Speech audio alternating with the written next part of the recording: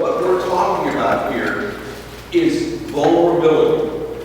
There are, now, granted, the less money you have, the more vulnerable you are. But vulnerability does not wear a color, does not have a bank book. Everyone, regardless of color, is going to face some degree of vulnerability at some point in their lives. And when this is you're vulnerable, you fall between the cracks. And the problem is that when you fall between the cracks, you fall invisibly. So, the first thing that I'd like, if someone would like to recount either their personal experience or the experience of someone that they know who is under the gun doing everything that they can, but their benefits just don't add up because they aren't enough. A lot of us. I mean, I find myself in a situation where I'm having to fight for stuff as well. And it is red tape, it is long lines. It's just unimaginable. People who are sick and disabled, whether it's mental, physical, or emotional, having to go through this trauma of getting services that they are entitled to. So, you know, whether it's a veteran, whether it's a mother who got sick and whatever and couldn't provide for her children, it doesn't matter who it is, because there's not enough programs to help them be effective mothers, to be effective parents for their children. And there's been fingers pointed at them. She's doing this and she's doing help this, she's trying to get money to help feed her children, whatever the case may be, she needs help herself. So all we're doing is pointing fingers because we can't see systemically what's going on. So I applaud what you're doing, but it is very good. We have a high senior population in West Hampton. The senior population is being picked on. Imagine somebody's coming to a senior, somebody that's thinking, not thinking hard, said that she's going to have this reverse mortgage. That's a scam.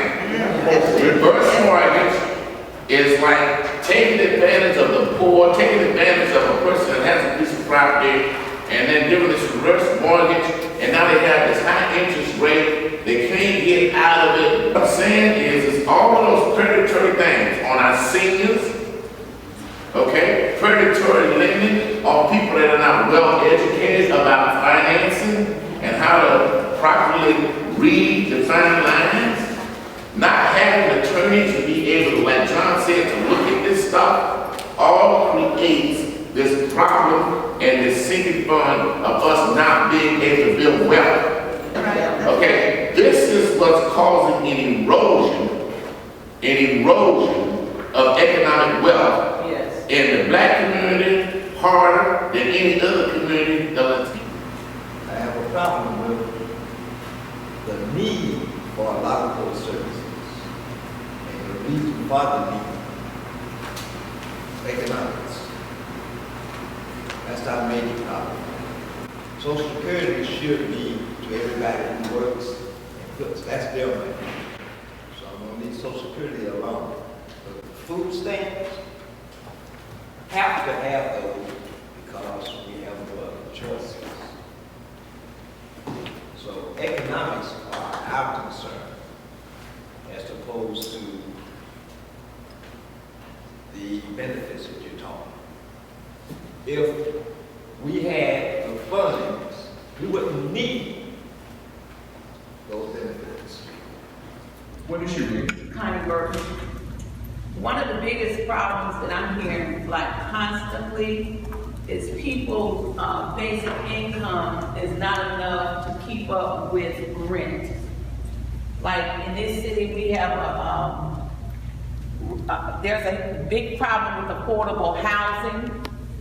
And so some apartment complexes is asking that people have 4 times the amount that their actual subsidy even give them. So whether it's Social Security, AFDC, or whatever, poor people is having a very, very hard time just simply trying to find a place to live based on their income. Because when you say service and benefits, I like that. But in essence, a service that we have failed, a benefit that we have failed, that we are mandated to give people is education. And when we look at the kind of money that is being placed in the education, and we look at our young people coming out of school without diploma, and I will tell you that we have a board of governors in the state of Florida who has clearly told the universities If they don't have a 3.0 GPA and they didn't pass the SAT and they didn't pass the ACT, they cannot come to these four-year colleges. Let them go to remedial work in community college, yet you're taking the community college and you made them into four-year colleges. It's a game that's being played, and we have to determine what is the benefit and what is the service we deal with. And until we address education adequately, and we start really teaching our young people from from conception until they get out of college, so that they can overcome some of these problems. And that's why I think we need to hear what the folks have to say, because I know where you're going with service and benefits and the shortcomings, but some of us wouldn't be in that position if we weren't allowing the shortcomings in the classroom. So we have an opportunity as a group of people right here, ground zero right here in Tampa, to say we're going to preserve this community. We're going to bring our kids, whether they have a high school education or a PhD, we're going to create businesses and industry, we're going to support them. They would have now the opportunity they didn't have sometimes. Have the opportunity for our town hall series to open up this spring at such a wonderful venue and with such caring people, and with the tradition that the NAACP has as far as social justice. We've heard examples tonight of just how vulnerable people become invisible. There are a whole lot of acknowledgments that I'd like to make. First and foremost, to my friend Pastor W. James Faber, everyone associated with Beulah Baptist Church, I think they deserve a lot of applause. And of course, Hillsborough County Chapter of the NAACP, President Dennis Long, Vice President Joe Robertson, former President Dr. Carolyn Collins, of course the Hillsborough Chapter Executive Committee, certainly Pat Cruz, who has provided invaluable support to make tonight's forum possible. And I'd like to thank my colleagues with Pastors on Patrol, Jerry Neely, and of course my good friend and partner. Why don't you stand and introduce yourself? You deserve your own special introduction.